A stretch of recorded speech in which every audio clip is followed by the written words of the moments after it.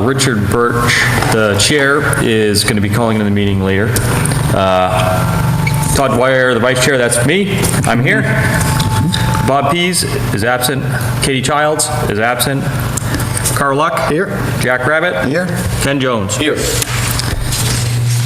All right, just want to let everybody know that this meeting is in accordance with requirements of the open meeting law.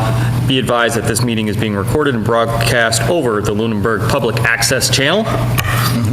And any announcements from the commission? Not at this point. I promised to be quiet so the meeting can go fast. I do have one announcement.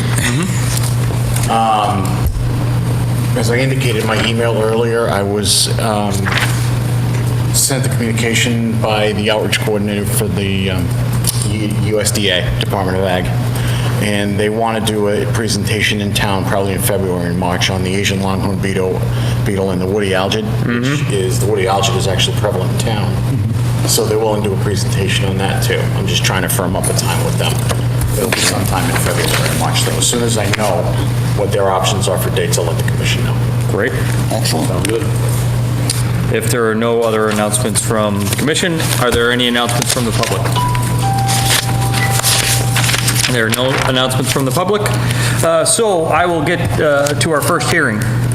Pursuant to Mass General Law, Chapter 131, Section 40, as amended in the Town of Lunenburg Wetlands Protection and Municipal Bylaws, public meeting on a notice of intent for the construction of a paper patio, grading and construction of a construction and fence at 323 Leominster Road by Mr. James McNiff. Mr. McNiff, please come forward.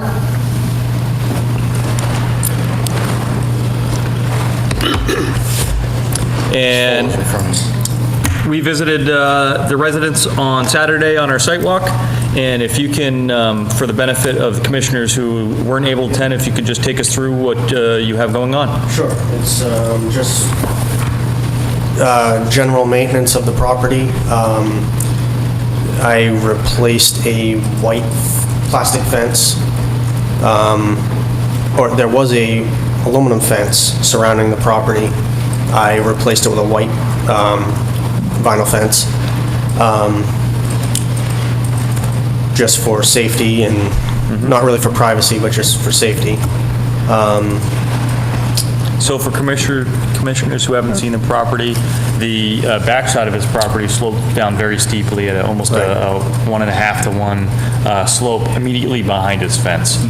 So that's the fence that he replaced. Exactly. So we walked, there's almost, you can barely walk behind the fence, and we did walk around the entire property. And the patio. There is a patio in the back. Just in the spring, it's just going to be grass, so I will need to, get loam and grass seed, and that's pretty much it. There was erosion. Believe we have that under control. Everything should be in order. The patio previously existed? No. You're going to be building one? Yeah. Okay.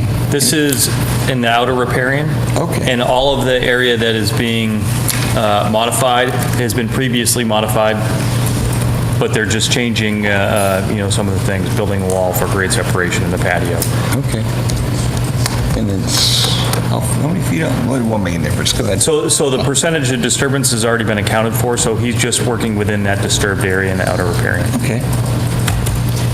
There is a drawing. Yeah, I was going to say, is there, I don't see paperwork, is there? It's the wrong file. Make sure, Here it is. Just pull it out. know where it is. He's received the DEP number without comment. You mailed that out today, Matt, or yesterday? Wow. The DEP number? It came Yeah, today. came out today. There's the outline. And I just have a sketch. I don't know. he had given me a sketch, and then I made a rudimentary drawing based on the site inspection, and a sketch based on the scale plan. This area here is the fence, which this fence and this part of the fence here, which goes around, is actually, this is a replacement for wrought iron fence that was there. This area is where the patio is. Where's the 50, 100? The whatever? green is the 50. Green's 15.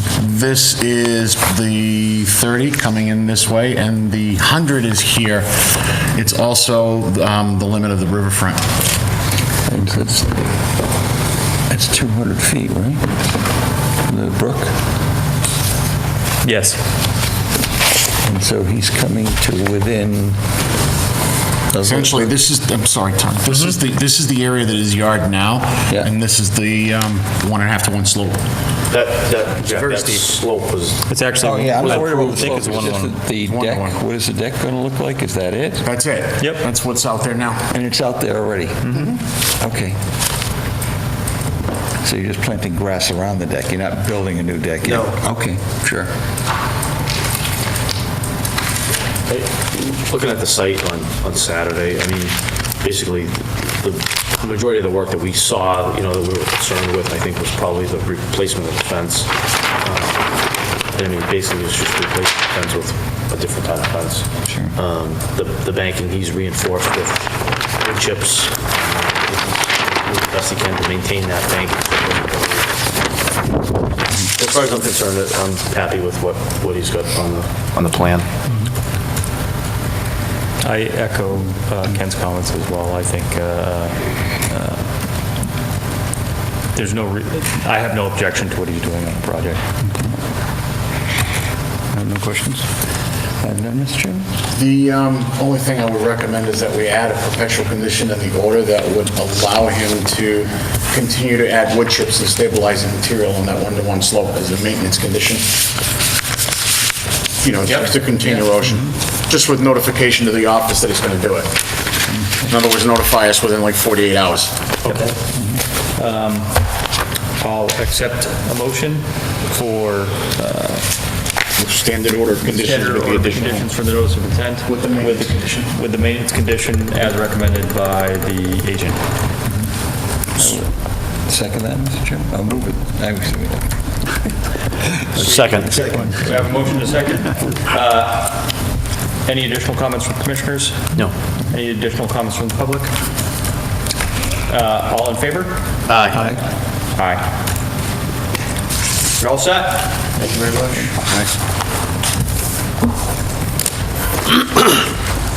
I think your agent did a good job in pointing out that, in fact, you are filling in something within the 100-foot. And come on in, tell us you're doing that. I think that was a good point. Yeah. All right. Our second hearing tonight, pursuant to Mass General Law, Chapter 131, Section 40 as amended, in the Town of Lunenburg Wetlands Protection and Municipal Bylaws, a public hearing on a notice of intent by Alan Foster for work at 164 White Street will be held. Work entails remedial work on the Page Pond Dam within the buffer zone and within the 200-foot riverfront. Mr. Foster, please come forward and tell us what you have going on. Two commissioners were able to visit the site as well as the agent on Saturday. And if you can just, for the benefit of the folks who weren't here, just take us through what you have planned. Good evening. Thank you for having me here. And am planning to raise the level of the existing dam at the property I own on White Street and create an auxiliary spillway. That's essentially the summary of the project. The dam was built sometime prior to 1830, and I've owned it since 1983 and have done three pretty major reconstructions of the dam up through about year 2000. And this current project is really I'm in compliance with the regulations now for a low hazard dam. But what I would like to do is get it so that the auxiliary spillway will control rain events so that the dam will be self-regulating is the term, versus having to pull flashboards or stop logs every time it rains. And it's not every time, but if you have a significant rain event, someone needs to be there to pull the boards. It's worked for me for 30-something years, but I'd like to be able to leave for a weekend without worrying about that and having somebody cover it for me.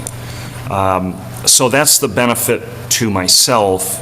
I think really the main benefit from a regulatory point of view is that it does increase the ability to pass water, so that there's a higher rain event that can be handled and a greater total capacity for the dam as a result of the auxiliary spillway. In order to do that, raising the dam a foot, as I mentioned, across the length of the dam is one of the key features, and there are proposed concrete walls that would be on the upstream side of the dam, still on the dam crest, but those would be essentially the face of the, or become the face of the dam. Once the walls are built, fill between the new wall and the existing top wall of the dam, and that will create the higher dam structure, the dam crest, and allow for greater flood storage, and along with the auxiliary spillway, the ability to pass more water. So that's, I guess, a couple of other key features. The work is all within the dam crest, or primarily the downstream slope. And that would be for the auxiliary spillway to be able to have a new boulder riprap channel that would take any flow of water over the dam and back into the brook without causing any erosion or scouring. Probably some other details that I could go through, but I think that that's really the summary of the project. I can entertain any questions that you might have. Just trying to think what else might be key points, but I think that that really is a pretty good summary. Thank you, Mr. Foster. Sure. Questions from the commissioners? I would think where you're strengthening this dam, essentially you're providing a service to your downstream neighbors. And if you were to have a breach, it could cause a real problem. And I know we're going to be having more significant rain events in a closer period of time. So I would hate to see you not be there this weekend. The one question I would have is, do you do a drawdown with this during the winter? Yes, I do. Okay, so the boards would still remain for the drawdown then? Is that what you're thinking? I want to make sure I understood your question, but let me explain it. That the spillway logs, the stop logs that are in there are 8 inches in height. So I have it at full height during the summer, and in the winter I take off one row, which are 3 boards. Okay. The western spillway has 2 boards in it, and then a shorter board in the eastern spillway. I take off one row so that the pond level is 8 inches lower in the winter. Sure. And with ice and so forth, it's more flood storage, peace of mind. That's the right answer. That's a good answer. Okay. Mr. Chairman, I think I was on site with you on Saturday. I think one point that was important to me was the fact that you're going to leave basically the face of where the water hits and install the new concrete behind that. So there wouldn't Yes. be any basically disturbance on the shoreline of the lake. It would be sort of behind that. And I Yes. think that was, to me, that was kind of critical point. That, Yes. And what Ken's referring to is here where you see the upstream banking, the wall is going to be about 4 to 6 feet in from where the edge of the water is here, and he's going to create a new wall and then fill between these 2 walls. And in my view, it's going to be a significant improvement to the existing dam and allow it to have even more longevity. And I think it's... Yeah. So you're going to add the wall here. What? Yep. So What happens in between? Does this? So here, let me remove. So we have an existing wall back here. Yeah. We're going to add the new wall here. Yeah. Here's the existing shoreline. So Right. they have to trench for this, but this will remain essentially intact. Because Yes. it performed well, they don't want it to be disturbed, or they can. So where this is shown, that's, So that in normal conditions, that's away from the water edge. It is. Yes. Only in flooding conditions will it get to the wall. Right. correct. Yes. Yep. Roughly, do you have any idea roughly how much watershed there is that's dumping into that pond? It's about a 2 square mile watershed. 2 square mile? Yes. Quite a bit. And the brook crosses Northfield Road up near Settlers Green. Right, okay. And goes further north, and if you go up New West Townsend Road, there's actually a high point, and that's the edge of the watershed. And I don't know how much further north of Northfield Road, but maybe a half a mile. And so that is the 2 square miles that drains through this dam. Wow, okay. And Yes. how big is the body of water normally? 9 acres, 9 acres. give or take. I've never had it surveyed, but it's in that ballpark. Yeah, sure, yeah. Yeah. So it's a pretty big ratio. So a big rain event, you get a lot of water coming in there. You do, it's more moderate than some, and it is a small dam, and on some, I'm in the real estate business, and I've actually done a lot of work with other dams, and some that are up in West Fitchburg, for instance, you look at those things, and they're like 40 feet high. That's really what you see as the more serious dams. Yeah, right. This is about 5 feet to the bottom of the spillway from the normal water level, and the dam crest, as they measure it, is about an 8-foot rise. So there's about a 4 to 6 hour delay. If you got a couple inches of rain, time of concentration is the term for it, where it all comes down and the water level starts to rise at the dam. And then take a couple of boards out, and that responds really quite quickly. Shorter, it's more quickly drawn down if you need to pull it for a sudden rain event. Yeah. Sure. But it's in that order of magnitude. All right, oh, good, thank you. Yeah. Right, yeah, and the height of your spillway is the same height as the boards when they're all in? The actual concrete as it exists today is probably about 18 inches higher. Okay. And so raise another foot, and it'll be about 2.5 feet above when all the boards are in, it'll be about 2.5 feet higher that the top of the concrete or fieldstone wall will sit. So there's a pretty good distance between the two. So the spillway itself is the same height as the boards then? Am I asking that question the right way? Yeah, I'm trying to, Because otherwise you're just having the water go over your boards right. before it gets to your spillway. So I'm wondering what the height difference is, or are you going to end up raising it another foot? Yes, essentially, yes. Before And GZA, the environmental engineering firm, did hydrologic modeling.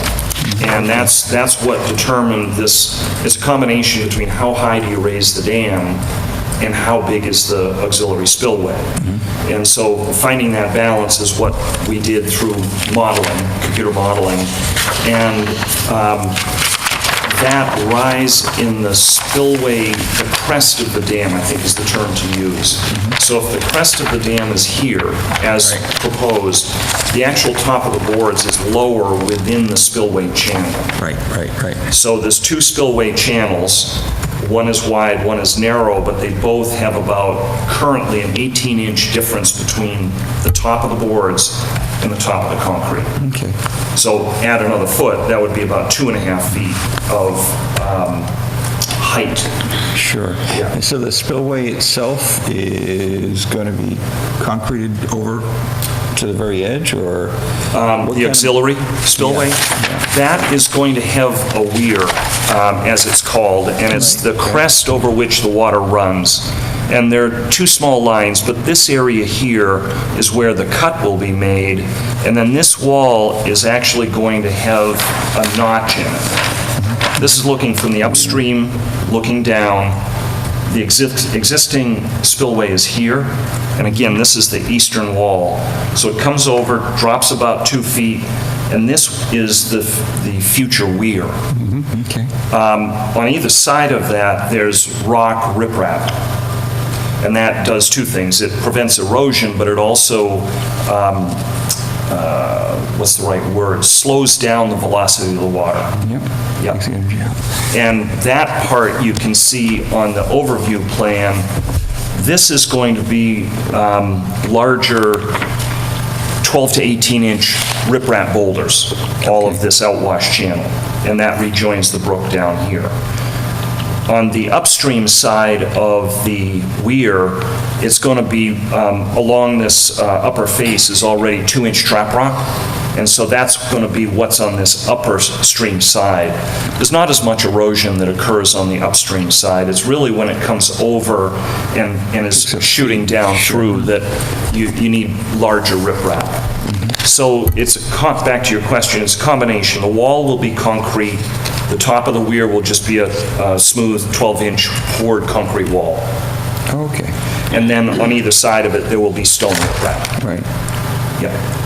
And the big advantage of the weir is, one, because when the water comes up, it will slowly cascade over the weir. It slows those velocities down and allows him not to have to take boards out. Yeah, no, I understand. When you did pull the boards out, you actually took pressure off the dam. And now we're potentially not taking the boards out and creating greater pressure, but we've reinforced the dam. You're probably, and you've done the engineering work. I would support that. Yes.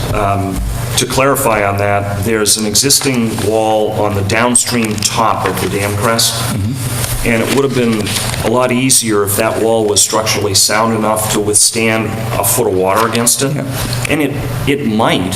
I've never had the water go up that high. I've always, controlled the height. But if it did, there's no way that an engineer can say that that's structurally sound enough. So hence the new wall and raising the whole thing, really the force is against the upstream wall, the to-be-built wall. And you're absolutely correct that the force laterally will increase as water level goes up, but it's going to be a much stronger structure as a result of the project. Sure. Yeah, the concern with the dam over in Hickory Hills is essentially the capping. I mean, the water moving over the top and tearing it apart. Overtopping, Yeah, yes. right, and we have a G-Tech fabric going in. Yes. And then it's being covered. And will that be something, so no, you're going to concrete the very top, is that what you're saying? Or The weir itself will be the top of the wall. Okay, and the But rest of the dam will be the other pieces where you put in behind it? it'll have geotech fabric. Geotech fabric? Yes, Okay. similar, and you Yeah. reminded me of something that I didn't describe, but shaping the new auxiliary spillway is the first step, putting down geotech fabric, and then the riprap boulders on top of right. it. That's So the geotech prevents the scouring Yep. and reduces the flow of water going straight down. It gets it to go over and into the brook. Right. Yeah. Are you part of the association at Hickory Hills? I am, yeah. Yeah. I do the pipes and stuff. Yes. Yeah, Yeah. I've followed it over the years, so I'm at least reasonably familiar with the lake and the dam there. Other questions that I can help clarify? You've done a thorough job. Thank you. If there are no additional questions from the commission, are there any additional questions from the public? With no additional questions from the public or commission, I will accept the motion for notice of intent, for standard order of conditions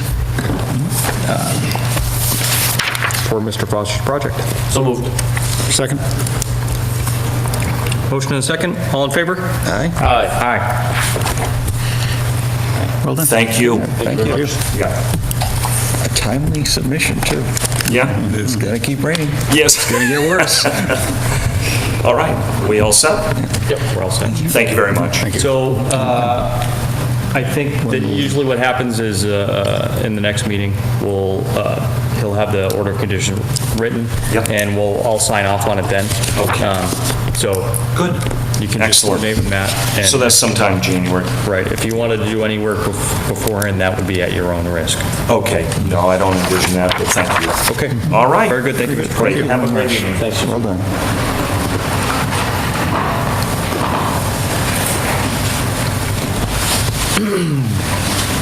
Pursuant to Mass General Law, Chapter 131, Section 40 as amended, in the Town of Lunenburg Wetlands Protection and Municipal Bylaws, a continued public meeting on an amended notice of intent for restoration wall grading plantings and consideration of a wall replacement at 70 Oak Ridge Road by Elite Construction and Design.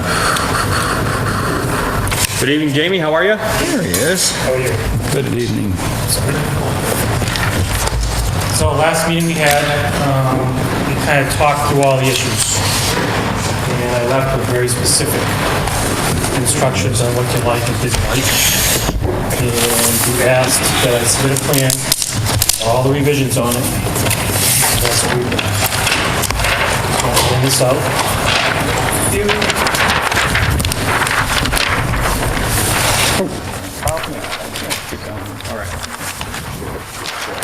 I got another one.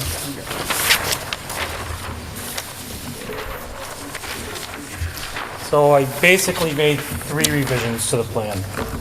The first revision, I'll talk about the patio behind the house.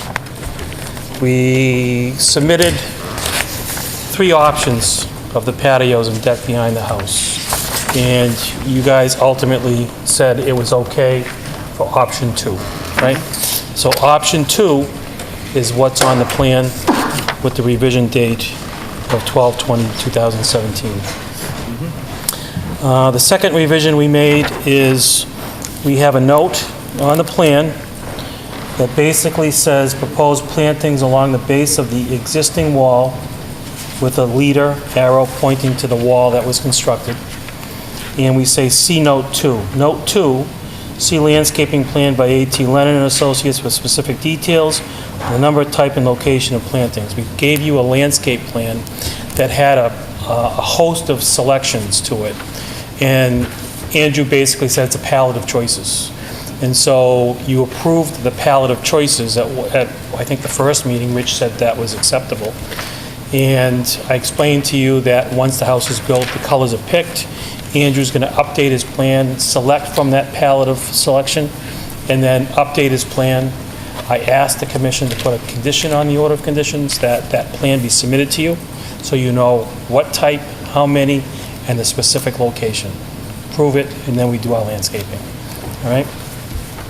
The third change is, we talked about this from day one, adding a block to the existing wall, raise the height. We kind of stuck a fork in that the last meeting, took the note off, so that is going to stay where it is. And those are the changes that I basically made to the plan. Other than that, I think we're all set. The only last thing was, I did give you a copy of the catch basin maintenance protocol. I told you I moved that catch basin on the private property, and this is the protocol. I asked you to put that in the order of conditions, so hopefully there's a section in there regarding the plantings and the catch basin maintenance. Other than that, I'm hoping we're going to close the hearing, accept the plan, vote on the order of conditions, and I'm hoping that Mr. Morrow has it all ready to be signed. All right. Mr. Jim, a question? Sure. Jamie, with regard to coming off the stairway and heading over towards the aluminum rollout Yep. dock, Yes. are you going to put pavers down or anything, or are you going to... Nope. How are you going to leave Nope. it? We're going to leave granite steps or pavers. There's a note on the steps itself. They're either going to be granite or pavers, and we're going to terminate that right at the entrance of that grassed or sodded area. Sure. Yep. And so you'll create some wear right along in that section. I don't have a problem. You want that extended to the area that we say maintain existing lake access? We'd be happy to. Doesn't matter to us. We show it terminating at the sod, that's all. Yeah. I don't think there'd be an issue with foot traffic over that. Yeah, I think so. Over to the other side? I It's not a big- don't see anything. Okay. I wouldn't be worried about it.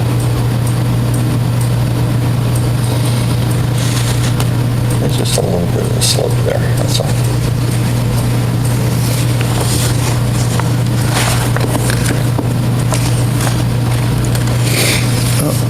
The landscape plan, which is picked up here, I don't remember exactly, is the quantity of plants identified on there, and just the type of plant is to be determined? So we identify the areas to be landscaped. We also identify the number of actually bigger trees to be planted, The big and trees. those locations are specified. What's not specified is the plantings between the patio and the wall itself. We show that whole area to be enveloped with plantings. with a selection, and that's going to be selected once the house is built, patios in, et cetera. I thought I remember the comment when we talked about that area, we're talking about between the wall and the house, basically, Yep. was going to be 100% ground. Yes, 100% plantings. ground cover. And he's picking shrubs that spread, right? Spread naturally. Okay. Yeah. We want ground cover to be there, and they want shrubs to be the ground cover. Okay. So the quantity of those 100% is 100% vegetation. 100% vegetation. Where do I see that anywhere? Well, that's, 100% vegetation. that's what we're kind of showing on the landscape plan.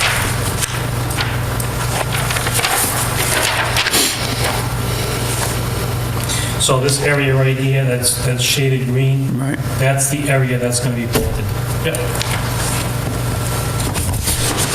But 100% vegetation. 100%. Yeah, I know that. Has to- You know, on day one, it won't be 100% because they'll. 'cause they're gonna spread, right. But it should be, the quantity should be sufficient for, you know, Yep. somebody like Rich who understands And to these be- things. The spreading will end up being 100%, whatever. And to be quantity. perfectly honest, we took that off my shoulders, his shoulders, and the owner's shoulders, put it on Andrew Leonard, who actually does it for a living. So we're going to trust him to make that recommendation, and we can have him consult with Rich at the time, that's fine. But our intention is to submit the plan to you guys a month before we're either going to start doing any landscaping, so you guys will have a shot at it one way or the other. I mean, there was a note on the plan that says stabilize the area using ground cover shrubs. Yep. I think that, to me, that covers it.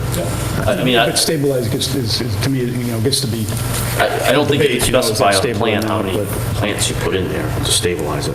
no, but whatever it takes to get 100% coverage is the key. We have, it's steep, have to have 100% coverage, it's going to be steep. We have to control the erosion. So that's our intention, you have it on the record, and you have a shot at the landscape plan when we submit it. Jamie, is the November 3rd landscape plan that was in the file, is that the most recent? There were two plans submitted. We had one revision at the last meeting, we submitted that I just want revision. to make sure that Yep. we have captured. Yep. He's talking the landscape plan, not the general engineering plan. Correct, I submitted a revised landscape plan at the last meeting, yep. Should be what you wrote there. November 3rd.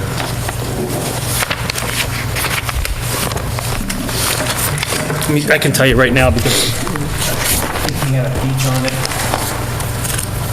So I think this is not the revised one. Yeah, that's fine. Or revised, probably the big one in the office. Exactly, exactly. You asked us to print it out at a larger scale. Because I had a large one that I printed out back in the office. Do you have the one with a copy of it there? Is there a date on it that we can refer to? It's November 3rd as revised. I mean, I might have a copy.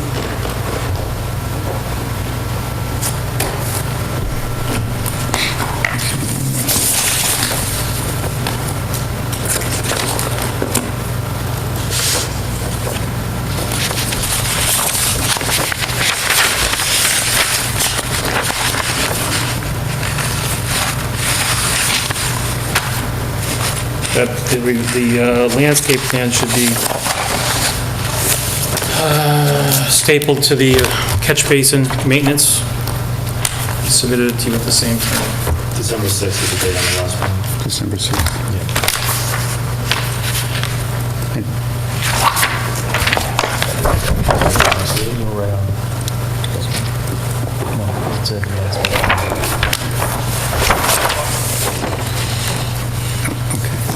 So, regarding the trees, so the plan here, does this have any meaning relative to the trees, or is it solely the landscape plan? Because this one shows 4 trees. Yeah, But I so- thought we were going to end up with 6. So no, we ended up with 5. You thought there were 4, I thought there were 5. We had Yeah, they came Andrew, down, we had right. Andrew add the 5th tree, I mean, the 6th tree. Can I see? Right? We had him added a tree right here. Okay. That was the revision. Okay. In December. So tree-wise, it should look like this with one more tree. Correct. Added. So there's 4 added to the 2 that are existing. Okay. Because this plan only shows 4 trees. Yep, and then we submitted the landscape plan, and that took over exactly what we were planning. Yep, Okay, so the landscape plan is the planting plan. overriding document, not the trees on this plan. For the trees. Yep. So one thing I'm looking at, Jamie, on the landscape plan is in the area with the ground cover, it says large drifts of native, low-growing, spreading shrubs to stabilize slope. Large drifts suggest to me that it's not continuous. That's the way it's going to be planted. The intention of those shrubs is to spread. He actually, he picked and specified spreading shrubs. That's going to basically go entirely over that area, and it's going to be complete vegetation. Yep. Okay.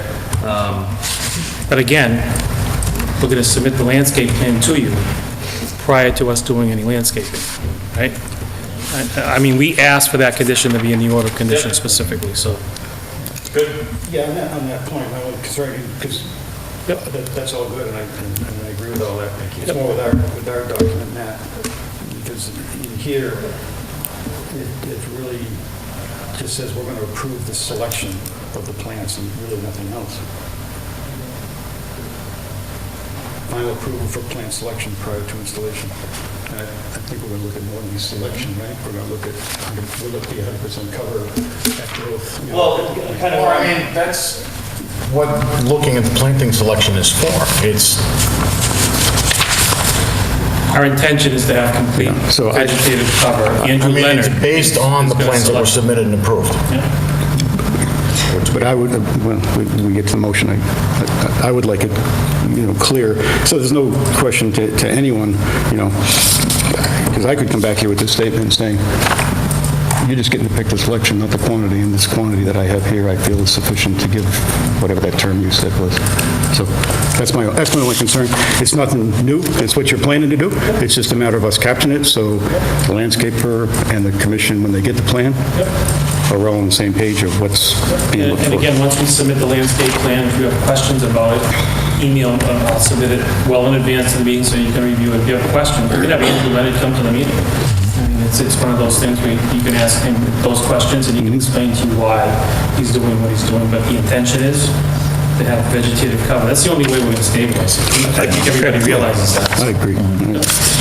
Jamie, if you could, your landscape plan Yep. looks like it's sitting right on top of the septic tank. And Landscape plan, sitting right on top of the septic. look at your septic tank. You got your trees here, you got your septic tank right here, right around that corner. Does that usually happen? It's not a septic tank. Where are you saying? It's just a new Well, it's 15 gallon. It's a drywall. Okay. You know, Oh, you're talking over here? it's a drywall. The septic tank's over here. The septic tank is right It's your D-box. No, Yeah, this that's the septic tank. Is it? That's the Okay. D-box. D-box here? These are the Okay. This is the trenches. drywall for the... Just the drywall runoff, for that? Exactly. right? So you're going to put the trees on top of your drywall? Those are existing trees right there. Yep. Those are existing trees, so when you put the septic tank in, you won't destroy the trees? No. No? Okay. Yeah, it says say septic, but it's not. The arrow for the septic tank points over to the septic tank. Exactly. The note, Oh, over here, I didn't this see is the that. note right Okay. here with the arrow that points Right, to the which is drywall. this tank here. Okay.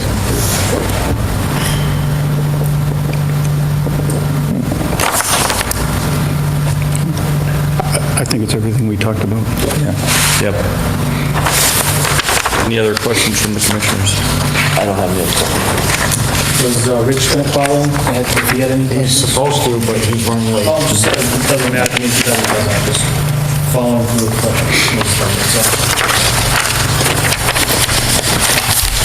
If we don't have any other questions from the commissioners, I'll accept any questions from the public.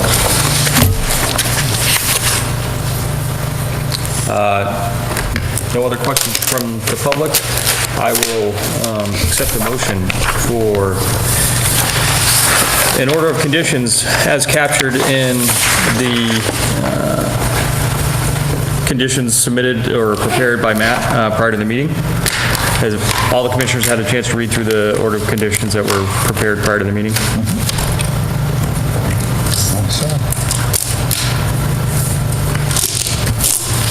I will accept a motion for order of conditions. I would make it a motion to, provide an order of conditions as presented by our agent. Do we have a motion? We have a second? Second? Motion and a second. Discussion? Discussion? Yeah, I'm still just uncomfortable that the documentation, for anyone who's here tonight and as part of the meeting understands the ground cover issue, but between the note, I'd like to have a little more confidence that the 100% ground covered, after, this grow-in, is going to achieve, which I think the applicant is saying, but we just don't have it. I think item 45 on the order of conditions prepared by the agent indicates that they have to present a landscape plan to commission for final approval. If we don't get final approval, they don't get final approval, they're not going to get a certificate of compliance at completion of the project. So do we have consensus that if we come back, if they come in with a plan and we don't think that there is enough plant coverage to 100% cover that we would be able to say, put more plants in? Yes. Okay.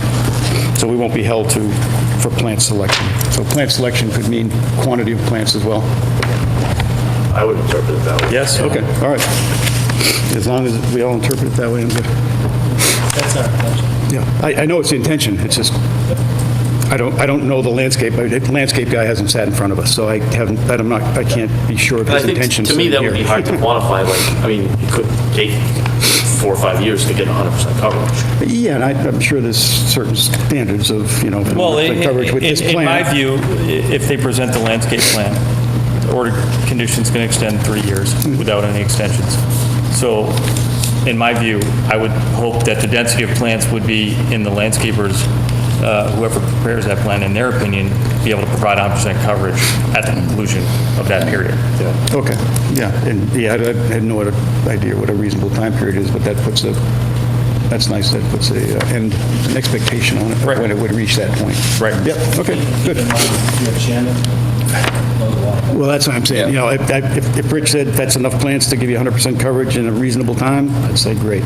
But if he says, I don't think that's good enough, you'd either need to use a different plant or more quantity, then I want to make sure we reserve the right to have it changed for that. That's why we have an engineer, they can talk their talk. Plant speak. Okay. No more. We have a motion, we have a second, we've had a discussion. All in favor? Aye. Aye. Aye. Thank you, guys. Okay. Thank you. Have a great holiday. Yeah, you too. Thank you.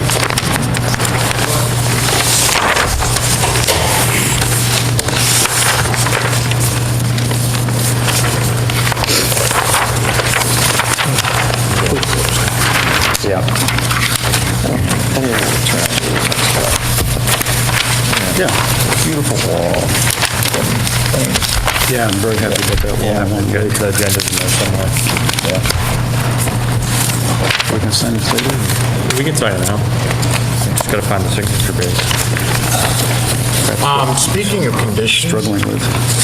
when you guys sign off on the Albie Donaldson order, the one on New West Townsend Road, the riverfront that was calculated, because it was part of the motion and approval that the riverfront calculations be entered by the engineer, I had a subsequent communication where he indicated the total riverfront was 43,414 square feet, and that the approved alteration was 3,734 square feet. Under the 10% threshold, that leaves 680 square feet. So I put in a condition outlining the total riverfront with the allowed disturbance of 3734, and that only 600 square feet will be allowed for any alteration within the 200 riverfoot in subsequent files, and that this condition survives the issuance of the certificate of compliance. So it'll be noted on his, in other words, that'll be noted on the deed with the order. That allows them to carry the grass out further? It only, what it does is it just, part of that project proposal you guys approved within the riverfront, it wasn't sufficiently quantified. Right. So you approved it with the condition that it be quantified in square feet. It was quantified and showed that it was just under the 10%. The total 10% would allow for 608 square feet more. So if he comes back in the future for another project, he's only allowed 608 square feet more of unaltered riverfront that can be disturbed for the life of that entire lot. And on both sides? Yeah. Yeah. Good. So what I did was I locked in that specific number. Yeah. So say in 15 years, someone comes back and says, well, we want to go and expand the yard into the woods and chop down another 4,000 square feet of riverfront, that won't be allowable. Right. Under this condition, because there's a 608 square foot restriction. Just out of curiosity, how does that get triggered? How does what get triggered? 10, 15 years, somebody comes in, it's different. Because it survives the issuance of a certificate of compliance. So we're going to file, and when we issue the certificate, like, for example, I have one that I'm going to ask you guys to sign off on today, in an old order from 2003, when Jim Stockwell put in a driveway crossing on page 306 Page Street. There was a condition in there that, number one, restricted. It was a 750 square foot disturbance. It would allow for only 1,500 more square feet additional BVW, surviving the certificate of compliance. It also puts in a prohibition for allowing any further crossings, limited project crossings. So those are in that order. On the certificate, there is a section that says ongoing conditions. So I put the condition numbers where that was spelled out here, okay? So anyone that does a search on that deed is going to find that those conditions are still in existence. Yeah, I understand if you search the deed, you find it. I'm saying, how do we find it when we get a notice of intent? Well, every time we get a notice of intent, the first thing we do, office-wise, is we research the deed. history. We research the file history, because everything is kept together. So what was filed, like Larry King, for example, that certificate was signed off on him. I have his files together, so his first NOI filing and the last NOI filing, and both certificates are in one file. He says, thank you very much, by the way. I believe the house closed. Well, I actually owe him a debt of thanks, because he took that certificate, recorded it immediately, came down and gave me the recording right away. He was awesome. Yeah. Good. He's a good guy. Thank you.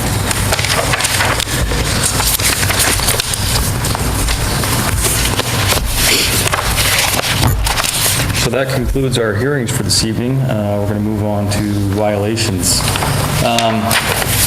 183 Hemlock, we, We have an order of conditions to sign off. on Hemlock? Yep. Okay. 70 Oak Ridge Road, just took care of that. 571 Chase Road, any update on that, Matt? No, I'm just keeping that on the agenda until the restoration is completed in the spring. Okay, 307 Townsend Harbor Road, do we know when they're going to come in? Yeah, I actually updated their enforcement order, sent that out, and what I did was I did it so that they have to file within 30 days of the issuance of the order, so they have until January 6th to give us the documentation. They have until basically the day of the next meeting to get on for the 17th. Understood. 654 Massachusetts Ave, that's awaiting a file from... I actually just spoke to the representative for the property owner, and that is in the works, and we should have something within January. Okay. 323 Leominster Road's taken care of, so we can pull that one off the agenda. Yep. Emerald Place, are we just keeping that? I'm just keeping it on until Mr. Place is ready to come in. I know he's been working on something, but right now the ground's frozen, so. Okay. And that's all we have for enforcement this evening? New business. No, actually, we had two more. I apologize, I don't know whether actually they're not on the agenda for some reason. But we did issue letters Okay. to 40 Fire Road 12. Yep. And 40, is it 44, Mr. Wu, you live on? 44 Fire Road 12 for docks. Okay. You guys want to, well, you can stay there and talk to us. It's not like we're crowded here tonight. So my understanding is that you've installed permanent docks, or they're temporary docks. So you pull them out in the winter? I have the option. I haven't, but they are not permanent docks. Okay. Meaning they sit on the lake that they're not. I can move them, right? Yeah, so, If you'd like, I can pull them out. It's not a big deal. I just have a procedural question. Sure. Mr. Chairman. Since these are not on the agenda, I'm not sure what we can or cannot do this evening. He can bring them up if he, we gave them adequate notice, and it's within the interest of the act, so you can bring them up. I'll be sure. Just, so you know, there are people out there looking.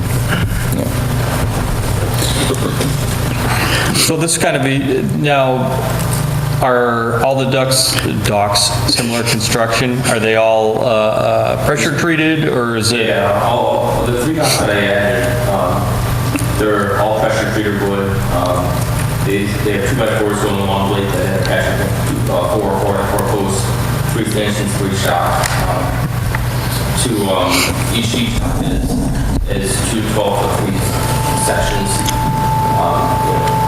2x6 construction. The top of the stanchion that supports the dock is 2x6 with 2-inch flags, I'm guessing. Something along those lines. Very active construction. They've been using Patio for 30 years. I don't think Patio with no issues. And Mr. Wu, what's the construction here? My dock? I bought the house in 1978. That dock came to that. 40 years, no problem. All of a sudden, I got a letter that says I'm violating. You haven't added an additional dock? Okay, the dock was a permanent, okay? Okay. 205 or 6, okay? When we built the wall, so I decided the permanent dock is not in good condition for it. So what they did is they came out to remove it. So they took it out. I asked them to remove all the concrete from the lake. So right now I have the dock with 4 wheels on. Okay. I got them from the marina guy, Keith. He told me that's the restaurant, that's the one you don't have to do anything. You can't put any permanent. So I had a permanent. Okay. I said, so I didn't want it permanent, so then put it on. It's on 4 wheels. It's already 10 minutes more right off. So I don't know why it's violated. Because it wasn't on the permit.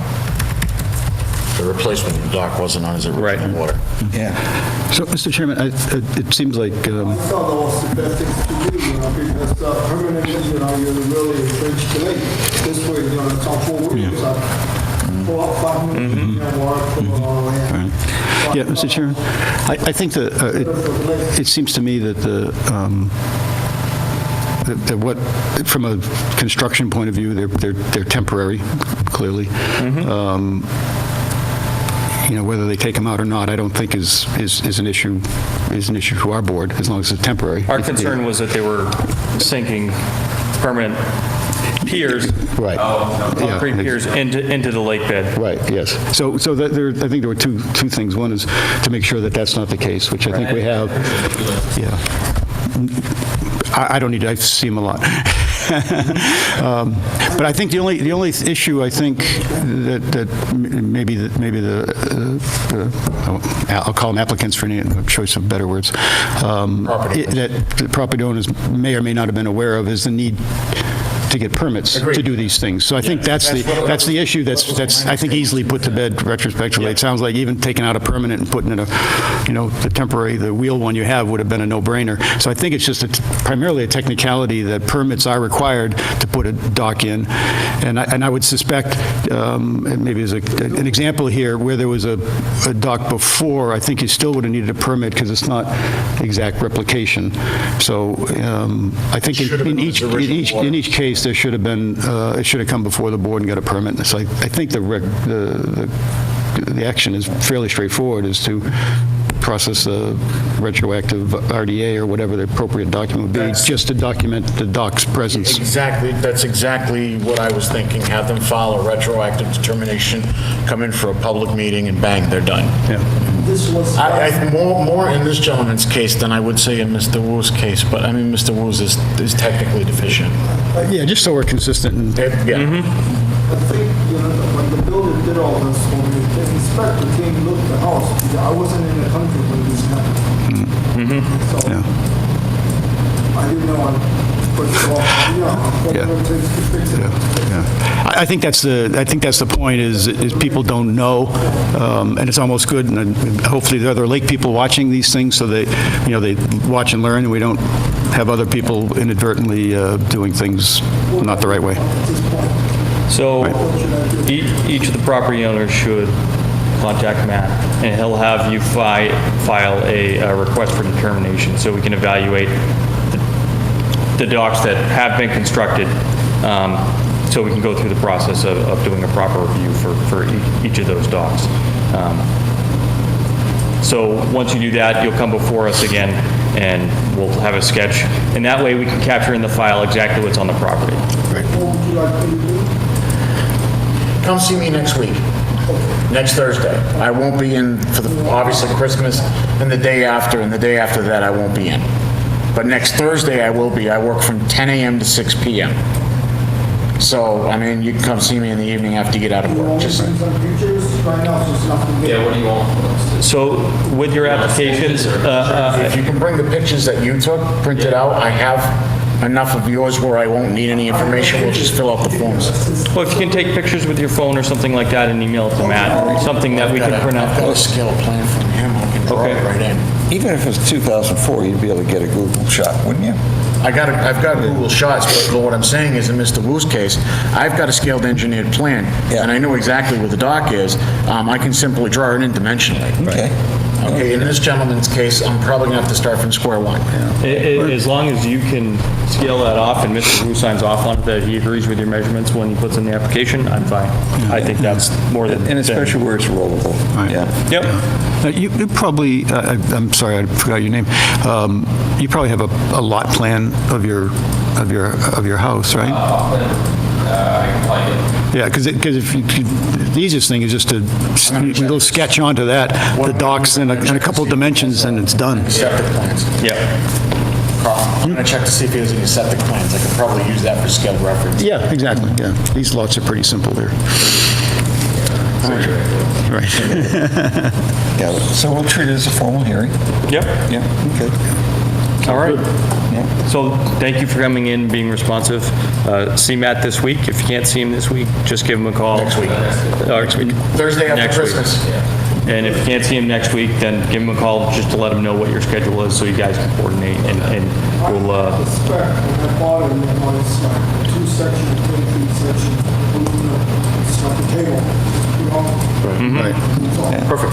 yeah, That's the current practice. that's it, perfect. Are we only 2 violate on the whole lake?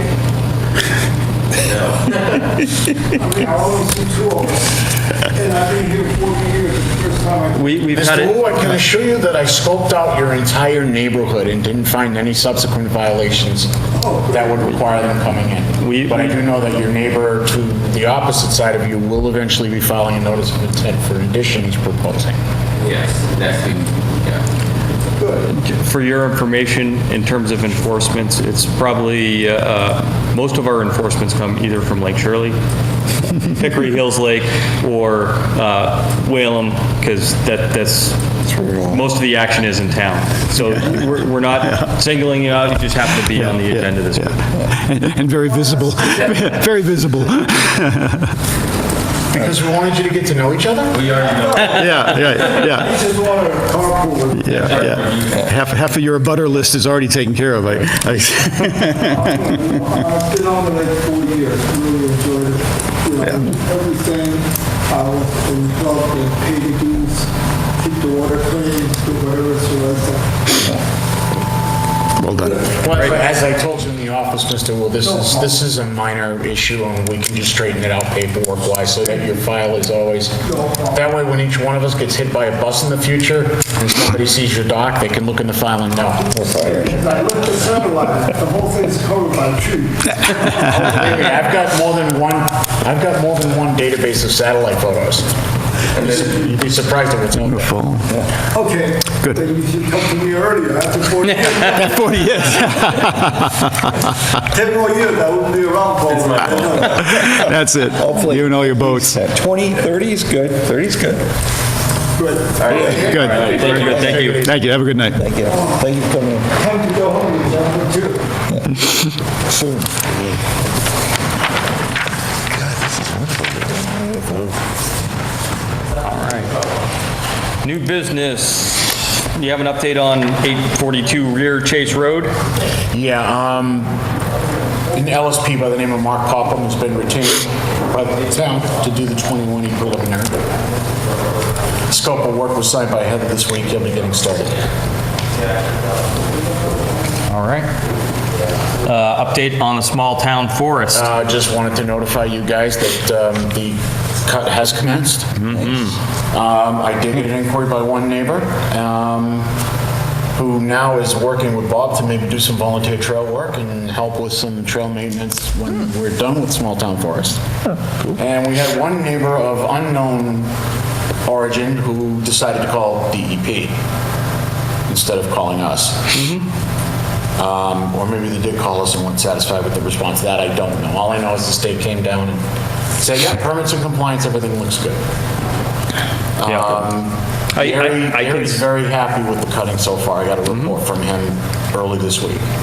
Is the road and the landing are cut in already? They are. Well, and I could see why abutters may be a little shocked, because when you see a logging road cut in where it was almost completely overgrown, it's shocking, but they have to get the trucks back there. But I think they're doing a good job. They're keeping all debris off the roadway. Looks very good to me. Very professionally done.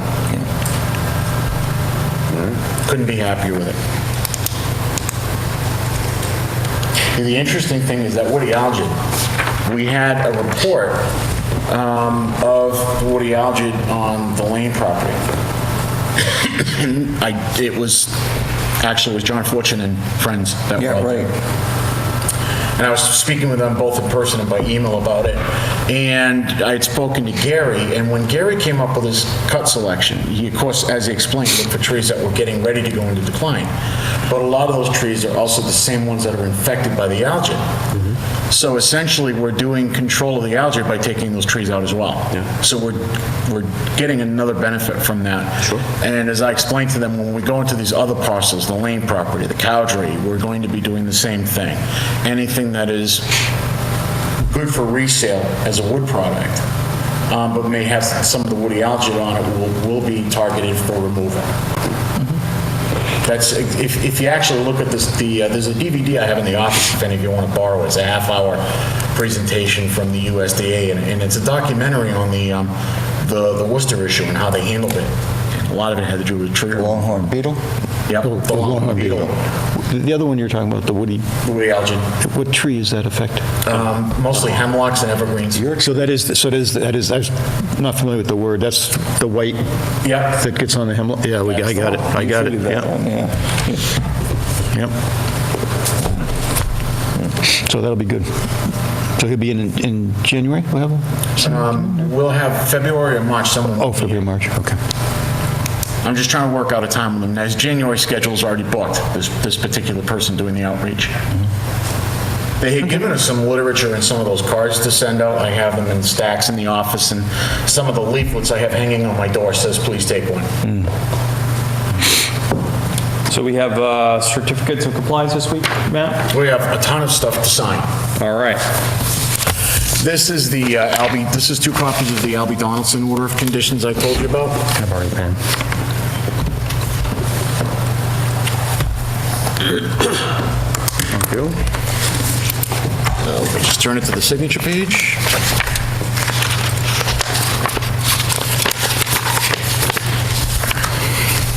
But you know, Carl, it was interesting you asked that question about how will we note that in the future? Yeah. Because everybody's saying, we'll make a database, do this, do that, and we can make tons of databases, but you'd wind up having so many databases that you basically get fatigued from trying to read all sorts of databases. So I put all the old files and new files, make sure they're all in one file, and just make it a procedure that the second you get an NOI or an RDA in, you check the file history and see what was done on the property prior, and that's when those issues will pop up. Okay.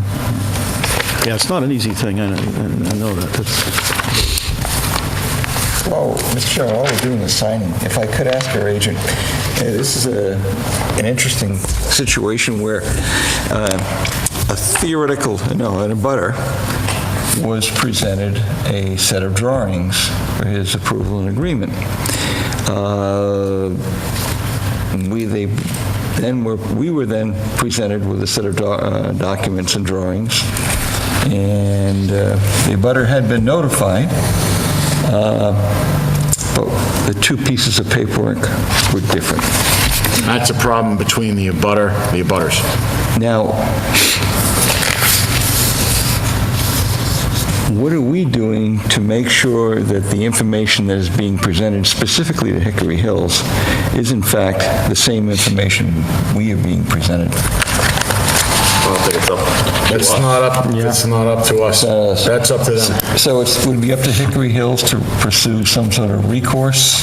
They have the opportunity to come to They're this meeting. notified as abutters, so they have the opportunity to examine. Well, they were presented with, basically, the process is that you go to Hickory Hills, they present some stuff, the board looks at it, says, sure, that's fine, and they give them an approval.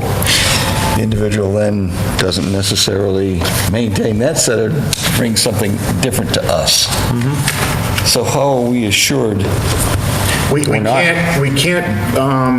police Oh, I understand actions that. between abutters and stuff. We can't. So We're does presented, the that- burden of going forward is on the property owner.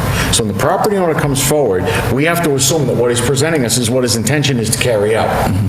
Okay? If he doesn't carry out the plans that we approve, that's Then where we our have enforcement legal comes in. recourse. That's And correct. that's Yeah, why the we- butters are notified, and what they present becomes the project. Yeah. It's with anything else. You gotta, the people living next to each other gotta be diligent. Right, so people essentially cannot hold us accountable Nope. for changes that this individual made. How could they? Nope. Yeah. Before he gets here? Before he changes it. He basically changes it.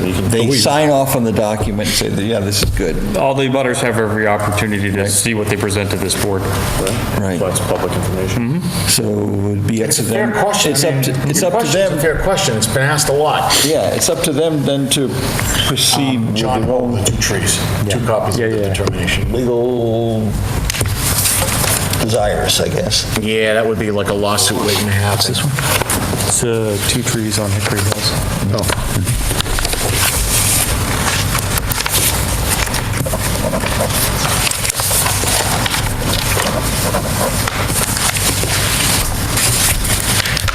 These are 2 copies, the guy with the hot tub.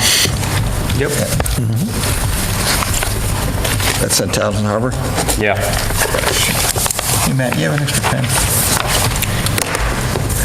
Mine just died. I'll pass mine down with the... Yeah, but that'll, let's see if any more. Who's got one right here? Here you go, Jack. Oh, I found one. Okay, I'll take You it. want to reinforce that one? It's Yeah. Oh, I like his better than mine. Well, you can keep it. I've got like one of them. Thank you. I promise I'll only ever use it here. This one is the certificate of compliance. I only did 1 copy on the certificate. It's for Richard Pierce, Mulpus Road. The guy, Tommy Christopher, did the agricultural exemption. Oh, yeah. the donkey farm? The donkey farm. Donkey farm, yeah. Not what they call it, but.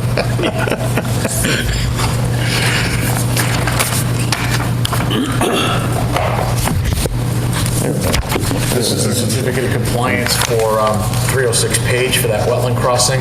And I put the perpetual condition on here that they can't do any more wetland crossings forever. And they're only allowed like 1,500 square feet total for the entire lot for alteration.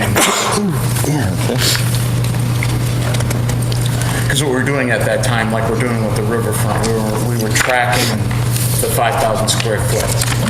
Like on Rick Bourne's, you remember Young's Road, the loop crossing?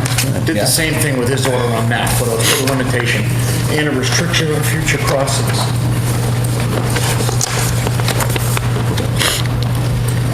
These that I'm going to pass over are they're on the agenda for, they're the Saliba lots. These are the ones on Northfield Road, right by the area that we approved. There were old subdivisions that were supposed to be done, that were never done. None of the work was ever started. So the certificate reads invalid order because the work was never started. It just cleans up the deed. Just closes it out. Yeah, Okay. so, I mean, there's one for each, so I'll do it one at a time.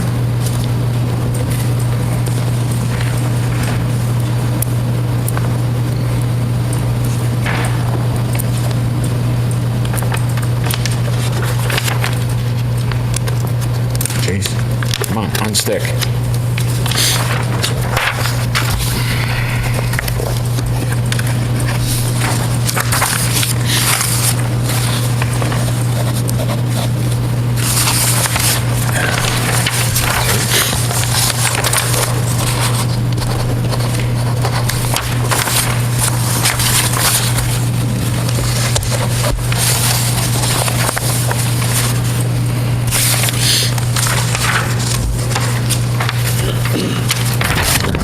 I have certifications that the work was never done by the engineer as well.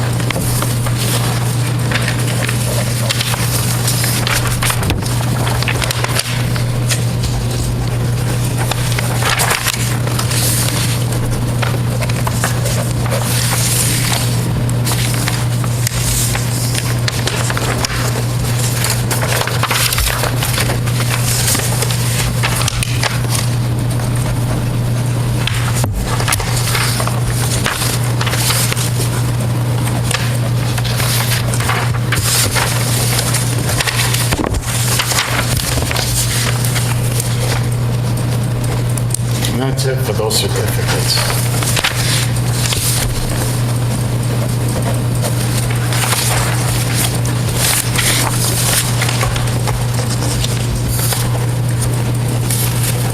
All right.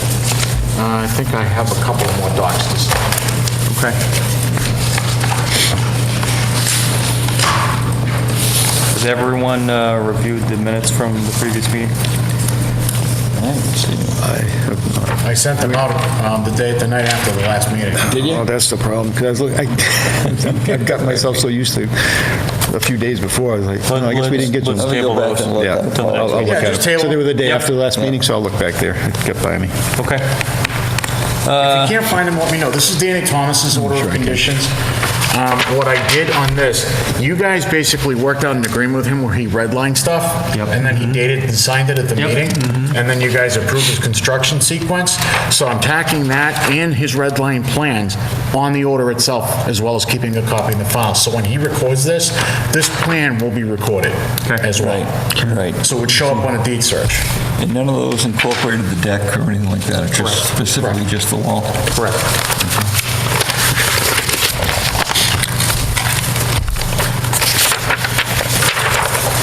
So Bob's not here, so we're going to skip over the treasurer's report tonight. Matt, you want to take us through the agent's report? Yeah, just let me get this stuff straightened out here so I can get these signature pages ready. I'll be more than happy to do that for you.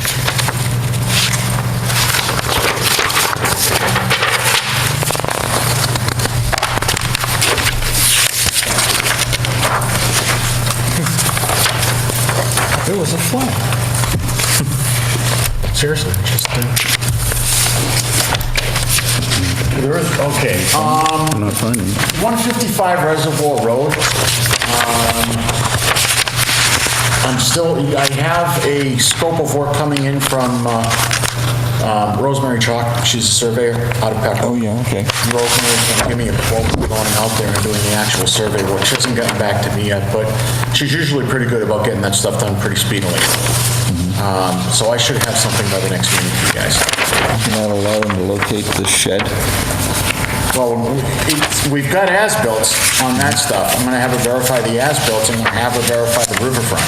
Right. So That now allow you we'll to do do the all offset? shots. Okay. 667 and 675. Gogan. Gogan and David King. I had gone out there and done some inspections before the last snowstorm hit, and there were some erosion issues on both sides. Some of the erosion protection was down. He had one section where the erosion protection had been run over, and then David needed to go in and put up erosion protection and shovel some of the base he had put out on his beach because it had gone over. I gave him 7 days to do it. Within the 7 days it was done. They were both very responsive. Good. King actually went down and shoveled it out by hand and then put up, he calls them hay tubs, but hay bales. Right. Matt, on this Thomas one, I'm struggling to understand this. I see the print that's been signed, but it doesn't really say what's going to be done and what doesn't going to be done that I can tell. Did you look at the figure ahead of that? Yeah.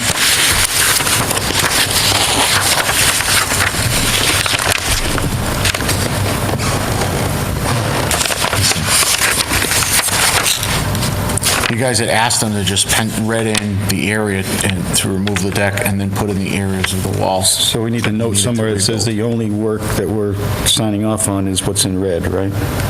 I can't find that. I can change the order and add that in. That's not a And problem. this was not, Well, because that's, I mean, the only thing we're authorizing here is to do what's in red. I can add that as a note on the order. Well, I think it should be on this print, too, because I look at the prints, and, All right, I can add it. just a note, red, indicate, the It's red not a problem. I indicates. can add it to the print in the order. Yeah. That's totally fine. I can do that. That's not a problem. I have a Chapter 61A release request. On Crossroad and Prospect Street, we have 2.92 acres. I had questions on whether or not this particular one was a, cross off your signature. What's this? Same thing. Oh, it's the same thing? but this one was, bona fide. So I had town council, I asked town council to examine it, Board of Selectmen had town council examine it. So they said it was a bona fide offer. It's 2.92 acres for a single-family house. What was the address? It was the corner, it was Lot 5 on corner of Crossroad and Prospect.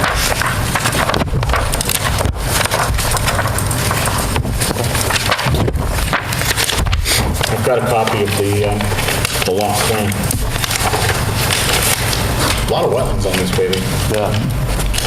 That's sort of behind where G. Barry Whitcomb used to live, right?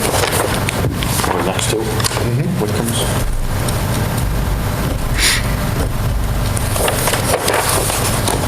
Yeah, that whole area is very wet. Yeah, it looks like you've got a gas easement going through. Wetlands, probably bordering the stream from the looks of it. I think I remember this lot. I think I went out and got the flag. Had somebody call me and say, hey, flag suddenly appeared behind my house. That's the lot. No, we're just asking to see if you guys want to vote to release it. This is the lot right here. Yeah, to allow it to be released. I don't see anything we can gain by getting Yeah, I don't- 9 acres.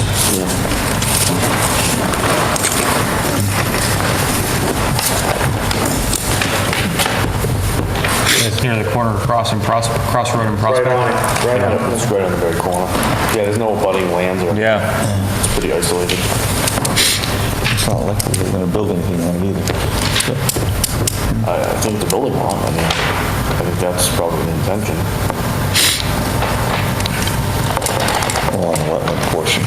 Yeah, not the wetland part, but I'm sure they're gonna try to build on it, they just bought it.